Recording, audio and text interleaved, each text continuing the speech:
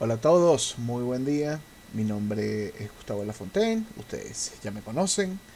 Eh, Fíjense, el día de hoy tristemente no les puedo acompañar en la presencialidad, pero por fortuna vivimos en un mundo hiperconectado. Hoy nos toca trabajar el tema de las fobias. La dinámica va a ser la siguiente. Primero voy a cubrir algunos tópicos básicos sobre las fobias. Y luego vamos a tener nuestra experiencia con los lentes de realidad virtual. Fíjense. Eh, Primero que nada, vamos a definir lo que es una fobia. La fobia es un trastorno de ansiedad que se caracteriza por el miedo irracional y persistente a un estímulo o situación específica. Eh, Se diferencia de el disgusto, el desagrado, en tanto que eh, yo puedo experimentar, por ejemplo, una sensación de asco. Esto no es fobia. Para que algo sea calificado o para que una actitud sea considerada como fobia, la reacción de la persona tiene que ser desmedida al riesgo que representa el estímulo. Entonces, por ejemplo, aquí estamos hablando de una persona que no puede estar en la misma habitación que una cucaracha. ¿Ok? A todos nos puede dar asco la cucaracha, pero eh, para la persona que está experimentando la fobia, simplemente eh, no puede pensar en ella, no puede escuchar ni siquiera que hables de cucarachas, no le puedes mostrar una fotografía y santo Dios, si ve una, va a salir corriendo. En ese sentido, aquí podemos hacer una diferenciación bien interesante. Existe tal cosa como el miedo adaptativo. Recordemos que el miedo es una emoción como cualquier otra. Y como emoción es el producto de un proceso evolutivo que tiene como fin facilitar la supervivencia del organismo. Nosotros sentimos miedo porque el miedo es una señal de alarma ante un estímulo peligroso. Si por ejemplo yo estoy perdido en la selva y me brinca un felino gigante con las garras afuera, sentir miedo me puede ayudar a sobrevivir. En ese sentido, cuando nosotros experimentamos miedo y actuamos en concordancia frente a un estímulo natural que tiene o representa un peligro real, estamos hablando de un miedo adaptativo. Por el contrario, el miedo fóbico es desproporcionado al peligro y al contexto sociocultural donde ocurre. Eh, Aquí hay un tema que merece la pena que exploremos un poco. Y es la idea de que un miedo que comienza siendo adaptativo puede tornarse en fóbico. ¿Cómo pasa esto? Cuando vemos que el miedo o la respuesta de miedo de la persona persiste en el tiempo, disculpen, persiste en el tiempo y se magnifica sin importar las condiciones de la presentación de ese estímulo. Regresemos al ejemplo de la cucaracha. Supongamos que alguien está podando una rama, una mata, y le cae una cucaracha en la ropa. ¿No? Y en el momento, la persona no identifica que es una cucaracha, y inmediatamente sale corriendo, se quita la camisa, se tira a rodar en el piso. Eh, el hecho de que no sepa exactamente qué insecto se le metió en la ropa, pues puede ser un insecto venenoso, puede ser un insecto cuya picada cause una inflamación, hace que su respuesta sea adaptativa. Pero si de aquí en adelante, cada vez que la persona ve un insecto, sale corriendo, o si cada vez que un insecto lo toca, se tira al piso, se empieza a frotar, allí ya estamos entrando en más en lo fóbico.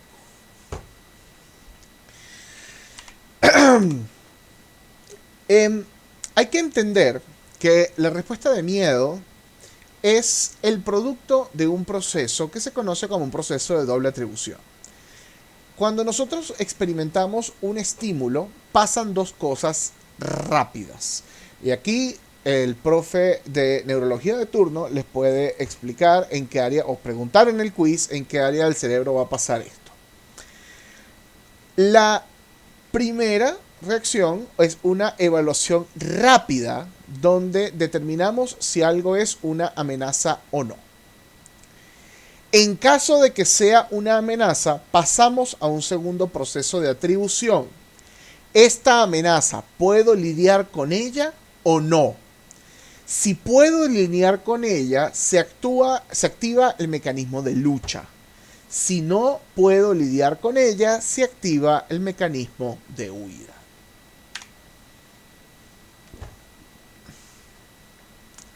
La ansiedad o el miedo fóbico es provocado casi siempre de inmediato frente a la aparición del estímulo fóbico o a la posibilidad de que se presente el estímulo fóbico. Yo tengo un amigo mío muy querido, era aracnofóbico. Y él, al igual que yo, le encantaba jugar rol. Calabozos y Dragones y Call of Cthulhu y este tipo de juegos. Y nada más con el hecho de que en el juego, el narrador del juego dijese la palabra araña, ya tú veías que el tipo se ponía pálido. Entonces, una vez más, no es necesario que aparezca el estímulo, pero sí que la persona considere que hay una probabilidad de que ocurra, ya es suficiente para desatar todos los síntomas: sudoración, palpitación, nerviosismo, conducta errática, activación cognitiva, etcétera, etcétera, etcétera, etcétera. Las fobias se pueden clasificar de muchas maneras. Por ejemplo, podemos hablar de fobia tipo animal, que es la fobia dirigida a los animales, de entorno natural, de sangre, inyección, lesión, o de tipo situacional. Pero por supuesto esa no es la única manera de clasificación.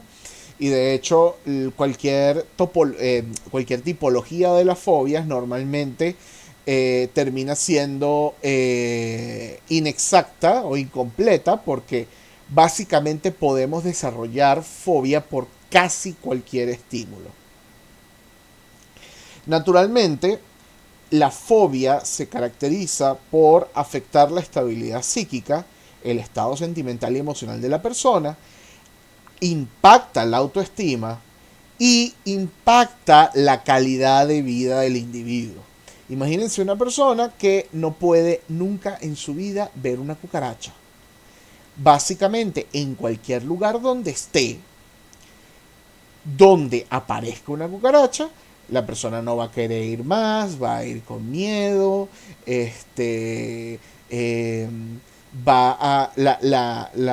su estado emocional va a ser o va a tener un efecto negativo en sus habilidades, etcétera, etcétera, etcétera, etcétera. La idea de los miedos extremos no es nueva, y ya desde la antigua Grecia y Roma, filósofos principalmente se habían encargado de estudiar y pensar en esta idea de los miedos irracionales o los miedos desmedidos. En algunos casos se le atribuían causas sobrenaturales. Esto es producto de una maldición, o esto es producto de un embrujo. Ya en el siglo XIX y siglo XX, la fobia empieza a aparecer como una suerte de síntoma clínico, y empieza a ser pensado en términos de síntoma clínico, siendo posiblemente no el primero, pero definitivamente la figura más prominente y popular, Sigmund Freud, que trabaja sobre las fobias en varios de sus casos. Para Freud, la fobia es un mecanismo de defensa que aparece como una manera de lidiar con el conflicto psicológico que ha sido reprimido. O sea, una experiencia pasada deja una huella en el inconsciente del individuo y la manera de dejar salir esa energía es a través de la instauración de fobias. Y ahora vamos a hablar de eso un poquito más adelante. En general, decimos que hay 4 grandes aproximaciones al estudio de las fobias. Las perspectivas conductuales, que ponen su enfoque en el aprendizaje. Las perspectivas cognitivas, que ponen su enfoque en los pensamientos distorsionados. Las perspectivas psicodinámicas, que es la que acabo de mencionar. Y finalmente la perspectiva evolutiva, que trata de dar explicaciones desde la neuropsicología, pero también desde las nociones evolutivas de Charles Darwin y otros biólogos. Disculpen, en este momento se me escapó el nombre. Como Stephen Hawking, no. Ese es el físico. Richard Dawkins. Ok, comencemos hablando rápidamente de las teorías conductuales. Las teorías conductuales van a partir del supuesto de que la fobia y en general los miedos son aprendidos. Desde el condicionamiento clásico, entendemos el miedo como un aprendizaje asociativo tal cual como es planteado por Watson y como es propuesto originalmente por Iván Pavlov. Recordemos que este es la clásica historia del perro que salivaba cuando veía comida y al mismo tiempo el tipo escuchaba una campana cuando venía la gente con la comida. Entonces de repente el perro asoció campana con salivar y empezaba a salivar cuando escuchaba la campana. ¿Dónde vemos la manifestación de esto? Hay un cuento muy famoso, una historia muy famosa, que es el caso del pequeño Albert, que es uno de los trabajos que hace Watson. La idea fue intentar condicionar a un bebé de 11 meses para que él desarrollara miedo por las ratas. De modo que al presentar una rata blanca, esto iba acompañado de un ruido fuerte y aversivo que causaba estrés en el niño. O dicho, causaba una reacción ansiosa. El resultado es que el niño finalmente termina asociando a la rata con el ruido y por lo tanto asocia a la rata con su reacción frente al ruido. Adicionalmente, vemos que en el pequeño Albert ocurre una generalización de la asociación. Es decir, así como él reacciona frente a las ratas blancas, empieza a reaccionar frente a otros objetos que pueden ser peludos o pueden ser blancos. ¿Qué nos quiere decir esto? Sí, efectivamente, los miedos pueden ser adquiridos. Por supuesto que sí. Yo, por ejemplo, aquí hablo de mi experiencia. Una vez era muy pequeño, estaba viajando con mi familia a pasar unas vacaciones en Aruba y el avión pasó por un bauche de aire. Esos son air pockets, bolsas de aire. Son espacios donde hay un cambio súbito de presión atmosférica y el avión cayó por unos 5 o 6 segundos. Fue un brinco extraordinariamente brusco. Brincamos todos de los asientos, porque además era un momento donde te podías quitar los cinturones de seguridad. La gente empezó a rezar. Y nada, después el avión pues se recuperó sin ningún problema.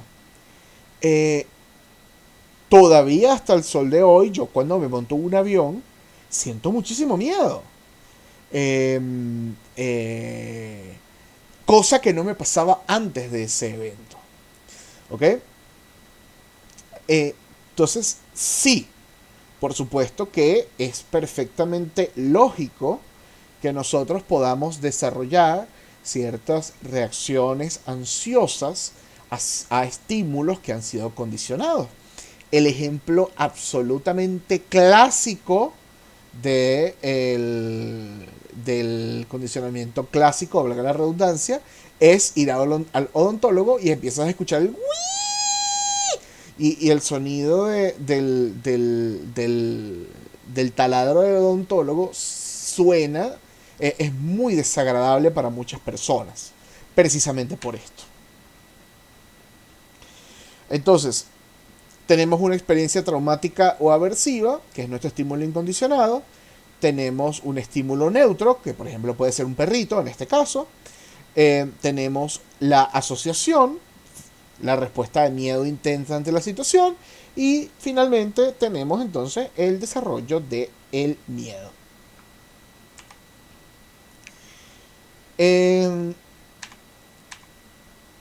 Ahora, hay otra explicación alternativa que también todavía queda dentro del universo de las teorías cognitivas, que en este caso es el condicionamiento operante.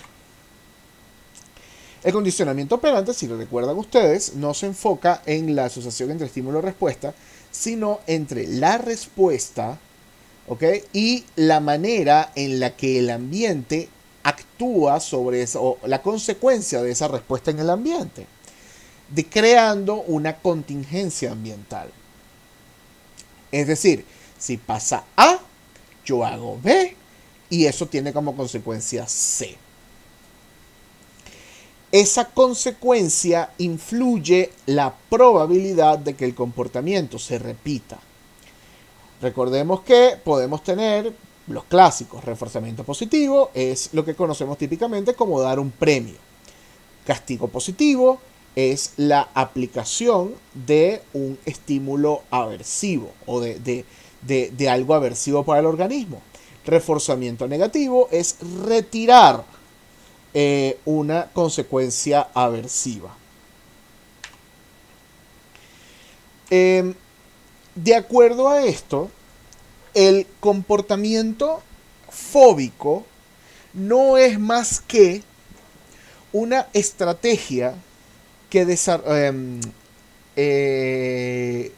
ha sido reforzada en el tiempo. Por ejemplo, la actitud fóbica de huir del estímulo al que le tenemos miedo genera en nosotros nos relaja, nos calma, ¿sí? Por lo tanto, alejarme, vean lo que está pasando, me alejo del estímulo, respuesta, y allí está el reforzador. Hay un cambio en el estado emocional, disminuye la aceleración, disminuye el ritmo cardíaco, disminuyen los niveles de endorfinas, ¿no? Y a raíz de eso, la persona asocia se refuerza el comportamiento de huir del estímulo fóbico. Marwer argumenta que nosotros en realidad vamos a ver que las fobias son una combinación de ambos tipos de condicionamiento. No tomen muy en serio esa fecha, creo que cometí un error allí. Donde el condicionamiento clásico es el que va a llevar a que se forme en primera instancia un miedo irracional. Y que luego, en el futuro, el condicionamiento operante es el que va a ayudar a la instalación y el mantenimiento de la conducta fóbica. Entonces, el miedo viene de una asociación primitiva y luego el condicionamiento operante se encarga de que las conductas que la persona tiene frente a ese estímulo persistan en el tiempo.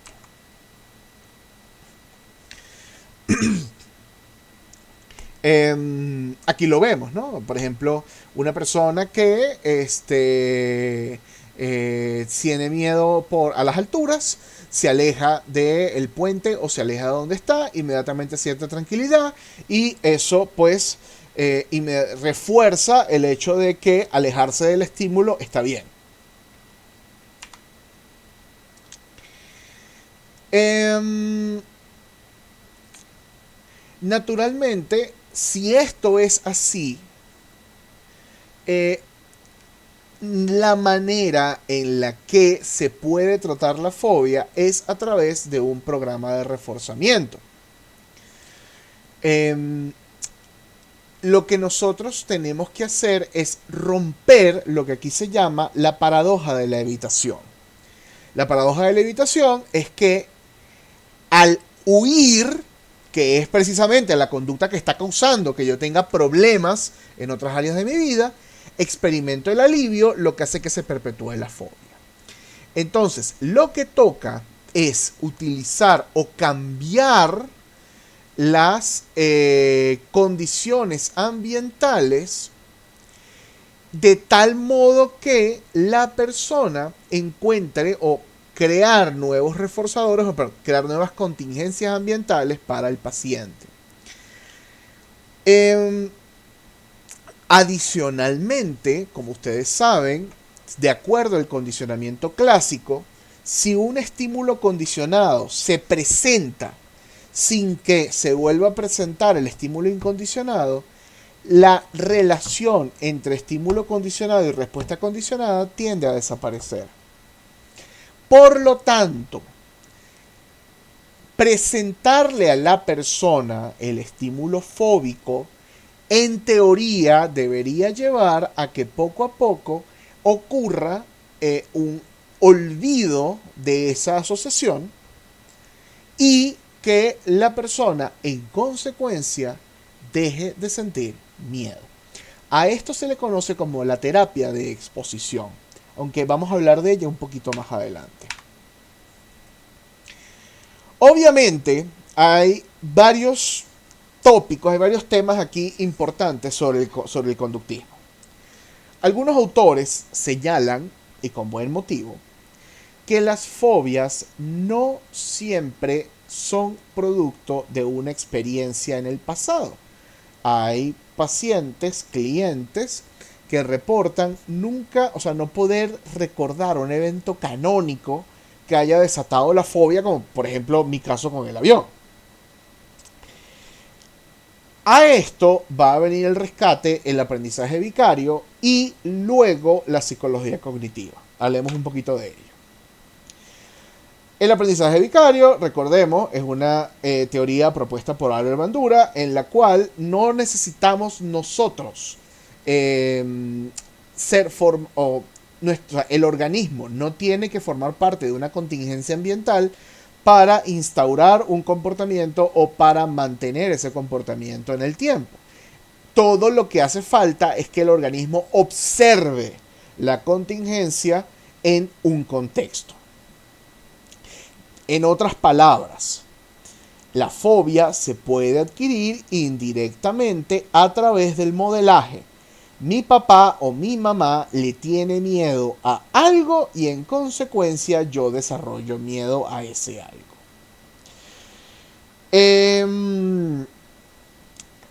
Puedo aquí igual citar un ejemplo. Yo hoy en día no tengo particularmente miedo por las cucarachas. En realidad me dan asco, pero más nada. Pero cuando era más pequeño sí les tenía miedo. Y una vez más, recuerdos de traumas infantiles. Recuerdo una vez que eran las 3 de la mañana, yo estaba acostado en mi cuarto y de repente escucho a mi mamá pegando gritos. ¡Gustavo! ¡Gustavo! ¡Gustavo! ¡Gustavo! Yo me paro asustadísimo. Imagínense pararse a las 3 de la mañana con tu mamá genuinamente gritando de lo más profundo de sus pulmones, llorando. Y obviamente el niño de 9 años se para y sale corriendo, pero desaforado. ¿Qué pasó, mamá? ¿Qué pasó? Yo también en lágrimas. Gustavo, es que hay una cucaracha en la pared de tu cuarto. ¿Ok? O sea, ese no es un evento canónico, pero imagínense cómo cómo ver este tipo de reacción en repetidas ocasiones puede llevar a que el niño diga, ah, ok, vamos a modelar la conducta de tenerle miedo al insecto. Em, Obviamente el miedo también puede ser transmitido a través del lenguaje. Una vez más, yo no necesito que papá y que mamá me digan o que papá y mamá se coman un veneno de rata para yo saber que el veneno de rata me puede matar. O sea, nada más con que papá y mamá me digan, si te comes eso te mueres. En este caso mi esposa, su mamá, cuando ellos estaban en la playa, ella quería meterse en el agua, y la mamá le decía, si te metes en el agua te vas a morir, no puedes entrar sola porque te vas a morir. Y bueno, la consecuencia de eso es que mi esposa por mucho tiempo le tuvo miedo al mar.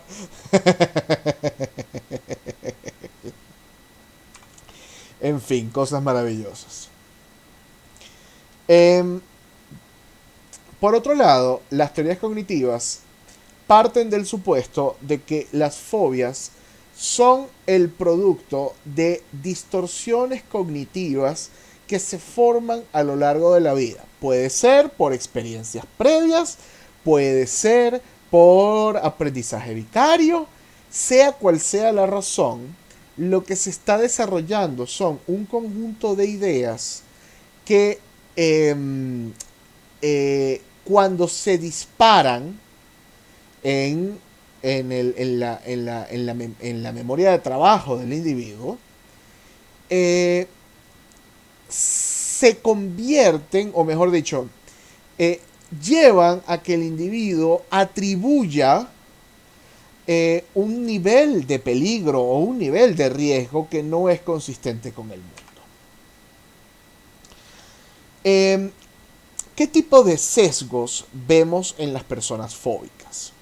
Sesgo atencional. El individuo con fobia dirige su atención hacia los estímulos que considera amenazantes y tiene una enorme dificultad para concentrarse en otra cosa que no sean esos estímulos.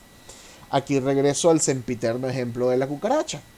Hablando precisamente de esta clase con una persona, ella me comenta que ella es fóbica a las cucarachas. Ella un día estaba en el trabajo, ve una cucaracha y no pudo hacer más nada sino quedarse viendo la cucaracha todo el rato.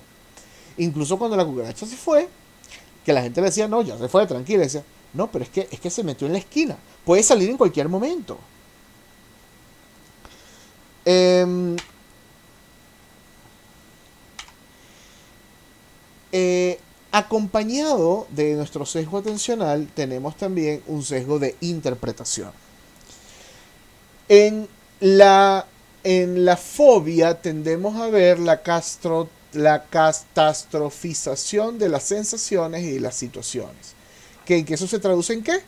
Hay una magnificación de la amenaza y hay una exageración de la potencia, inminencia o probabilidad del evento temido. Oye, pero ¿qué es lo peor que te puede pasar si con la cucaracha aquí? Que se me meta en la boca. Bueno, mija, pero ¿qué tiene? O sea, que la cucaracha es ninja para brincarte directamente en la boca. ¿No? Es que me puede enfermar. Eh, el, el, el, el, la aquí hay una frase que cuadra muy bien, ¿no? Y es que esta es una frase que se usa a veces en terapia cognitivo-conductual. Es algo así como, ningún obstáculo es tan grande como creemos que es en nuestra mente, pero tan pequeño como quisiéramos que fuese. Esto aplica perfectamente para la fobia. El estímulo fóbico nunca es tan terrible como la persona que padece de fobia cree que es, pero, pero tampoco es tan inocente como la persona fóbica considera que las otras personas perciben el estímulo. Explícame. Por ejemplo, una persona que sufre de hematofobia, miedo al vómito, eh, eh, puede sentir, no, es que si vomito me voy a desmayar, o si vomito me voy a morir, o si como algo que me cae mal, inmediatamente voy a vomitar, o si como algo que no me gusta, inmediatamente voy a vomitar. Y al mismo tiempo puede pensar que para el resto de la gente vomitar no representa absolutamente nada grave, como si no fuese traumático para todo el mundo. Adicionalmente, y acompañado de los pensamientos distorsionados y desproporcionados, también vamos a ver interpretación catastrófica de las sensaciones corporales, un enfoque excesivo en la salud física o las consecuencias sociales de la fobia. Y esto es lo más importante, que no puedo creer que no está aquí la imagen del modelo, pero bueno, se termina generando un círculo vicioso de ansiedad. El pensamiento catastrófico se convierte al mismo tiempo, o mejor dicho, es consecuencia de la fobia y es un reforzador de la fobia. Como le tengo fobia a las alturas, por lo tanto tengo la idea catastrófica de que si me monto en un ascensor me voy a caer y me voy a matar. Como tengo la idea catastrófica de que si me monto en un ascensor me voy a caer y me voy a matar, entonces le tengo más miedo a la altura, validando mi fobia y per secule seculón seculorio. Otro sesgo importante es el sesgo de memoria. Hay una recuperación selectiva de la información amenazante. Una persona que sufre de fobia tenderá solamente a recordar los momentos negativos que ha tenido con su estímulo fóbico. Esto, por supuesto, conlleva que solamente se refuercen las creencias de peligro. En otras palabras, si por ejemplo en algún momento, regreso al ejemplo de la hematofobia, la persona tiene muchísimo miedo de comer porque tiene miedo de enfermarse y por ende tiene miedo de vomitar. Se va a acordar o tiende a recordar todas las veces que ha comido algo y le ha caído mal, obviando las veces que ha comido algo y le ha caído bien o lo ha disfrutado.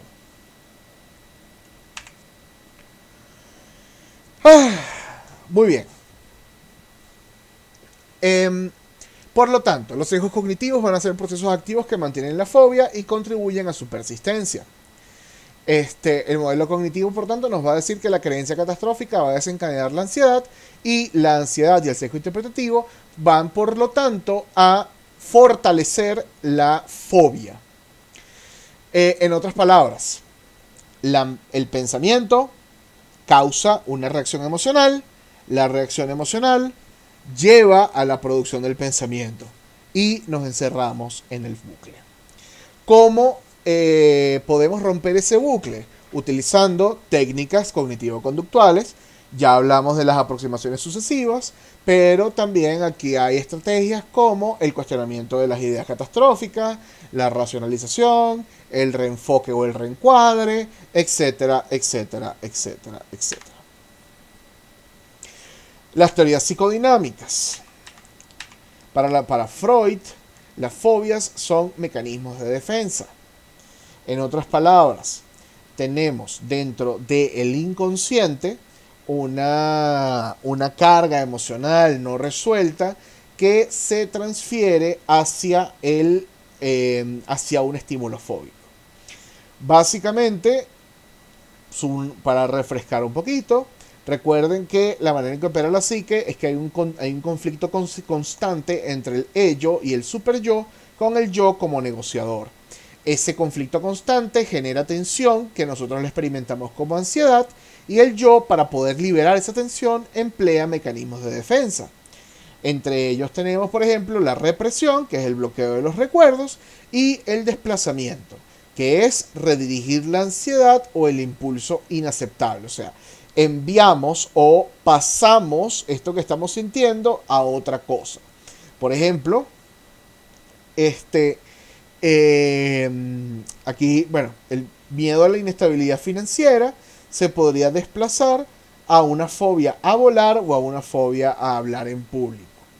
¿Qué es lo que quiero decirles acá? Recuerden que para Freud el inconsciente es simbólico. La razón por la que el yo no puede simplemente resolver este problema y ya es porque lo que sea que está generando ansiedad es demasiado fuerte como para que el yo lo pueda manejar.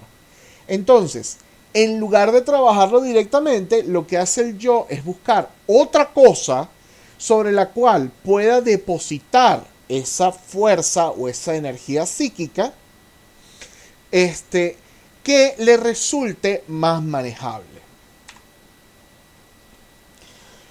Entonces, el objeto fóbico normalmente va a simbolizar una fuente interna de ansiedad. Los conflictos inconscientes no resueltos se manifiestan como fobias.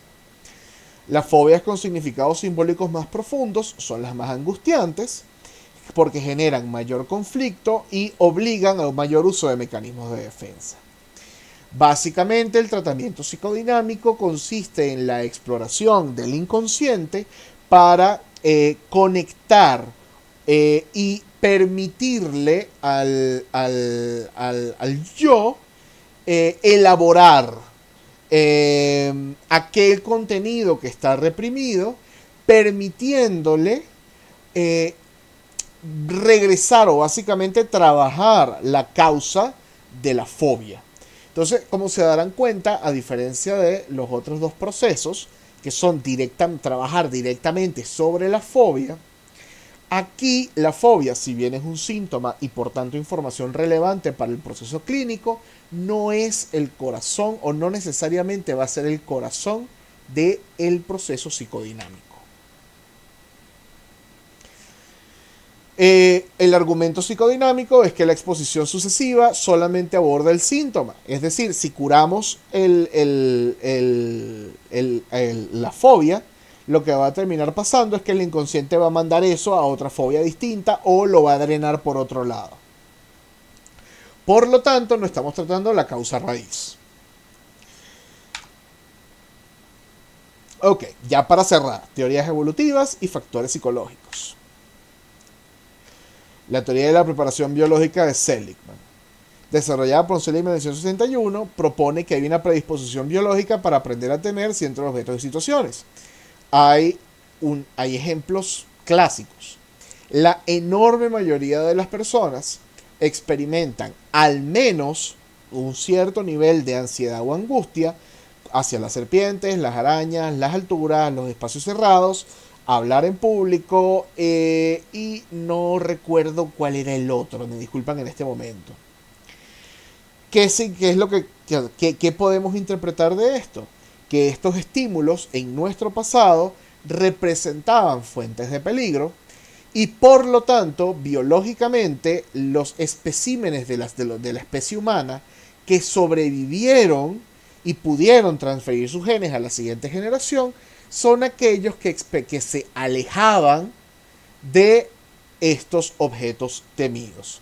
Por lo tanto, las fobias no son arbitrarias, sino que se van a tender, o sea, van a aparecer a estímulos específicos.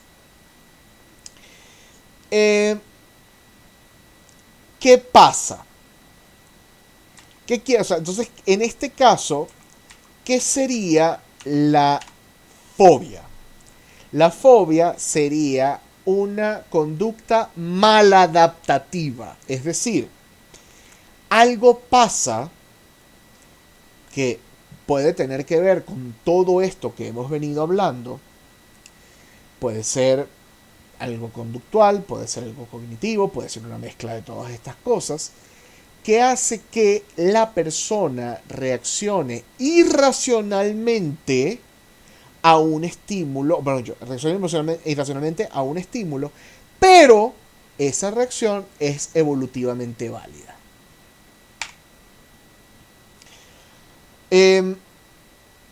¿Cuál es el argumento de Seligman? Que las fobias no requieren múltiples exposiciones. Un solo ensayo es suficiente para causar o para crear la fobia. Vuelvo yo con el ejemplo del avión. Tampoco requiere un estímulo traumático intenso. Eso no aplica en mi caso, pero efectivamente, a veces todo lo que hace falta es tener miedo una vez y ya está. Seligman denota que efectivamente el miedo persiste incluso cuando no está la amenaza. Eh, y el argumento de Seligman va a ser que el miedo se comporta como, por ejemplo, se comportan las respuestas electrodérmicas, que son respuestas muy difíciles de extinguir.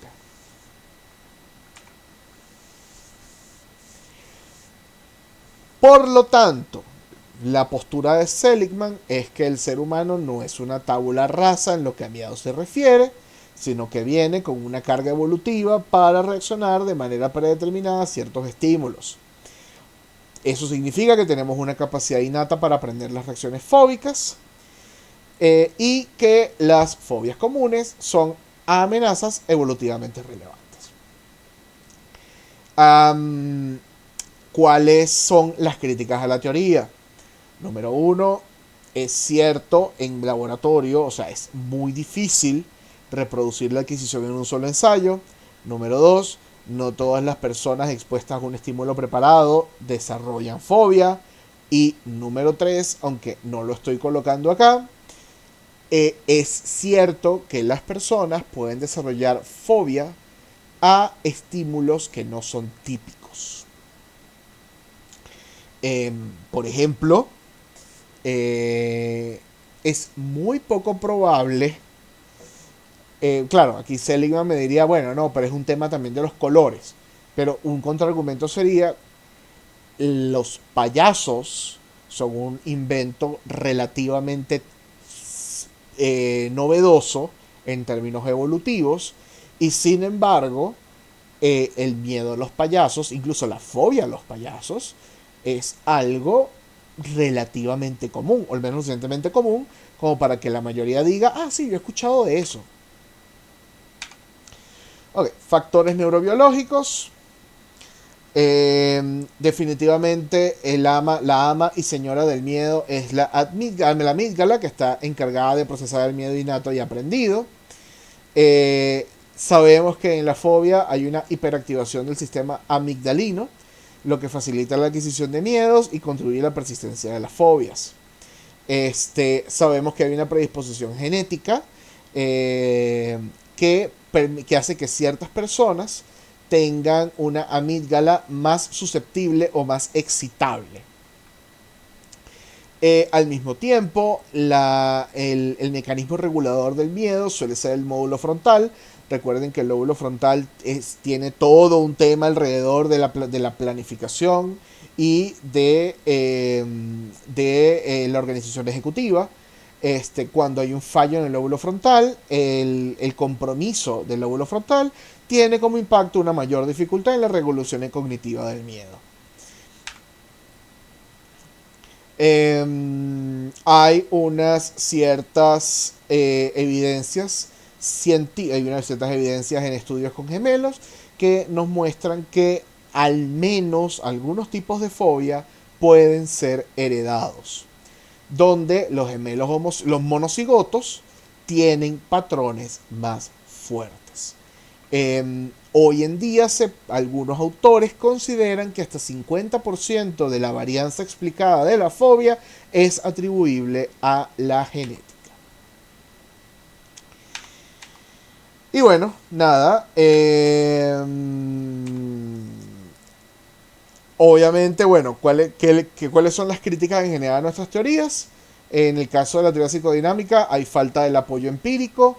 En líneas generales es imposible comprobar que la fobia tenga su origen en un material reprimido. Y bueno, todas las críticas habidas y por haber al psicoanálisis son aplicables en este caso. Las teorías conductuales, muchas personas con fobia no recuerdan el origen de esa fobia. Las experiencias traumáticas no siempre resultan en fobia. Es difícil reproducir la fobia en laboratorio. Y no se toman en consideración los mecanismos cognitivos. Ahora, con respecto a la preparación biológica, Eh, es decir, la teoría de Seligman, hay una distribución no aleatoria de las fobias. Por ejemplo, este ejemplo es buenísimo, ¿no? Eh, eh, Sabemos, por ejemplo, que los seres humanos suelen tenerle más miedo a las serpientes que a los vehículos, aunque los vehículos son más peligrosos. Este, Ahora, como les dije anteriormente, o sea, a ver, ¿qué quiere decir esto? Si esto fuese realmente evolutivo, deberíamos ver mayor variabilidad en fobias en tanto que hay una infinidad de expresiones genéticas.